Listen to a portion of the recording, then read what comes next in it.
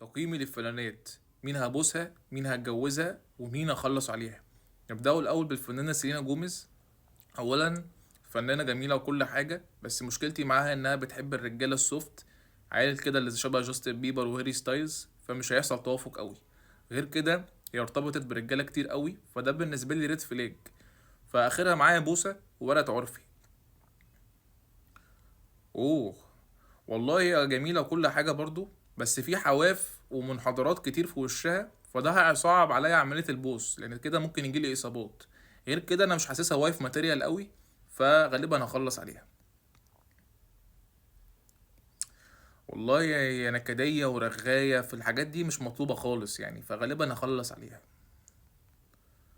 اه، الرقة والحلاوة دي، يعني دي يا باشا دي الزوجة الرابعة المثالية اللي تتجوزها على 3 مراتات بتوعك، بتاعت الدلع بقى والهشتكة والرأس البلدي.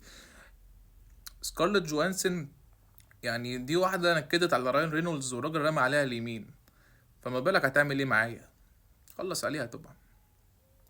تيلور، والله مشكلتي مع تيلور، يعني هي بس مش التايب بتاعي قوي، محتاجة تتغذى برضو، فبس عامة يعني لو شفتها ممكن ايه، ناخد لنا بوسة خطف كده.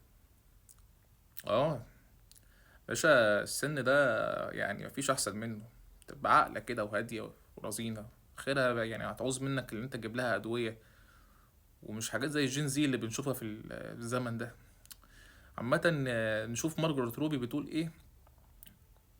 باشا، الجنان مطلوب في العلاقات وهي مجنونة.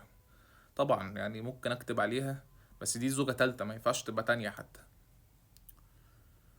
بيلي، بيلي الصراحة، يعني مش هكدب عليكم يا جماعة، هي بطل وكل حاجة، بس دي ما ينفعش تربي عيال. ما ينفعش تبقى زوجة وتربي عيال، هتطلع لي جيل بايظ. فاخرها معايا بوسة. يعني مشكلة اريانا بس انها شبه الشاب حمزة صاحبي، فكل يوم هصطبح بوشها، هيبقى الموضوع صعب، فمضطر بقى، مفيش مكان تاني. اعمل ايه؟ قولوا لي رايكم في الكومنتات.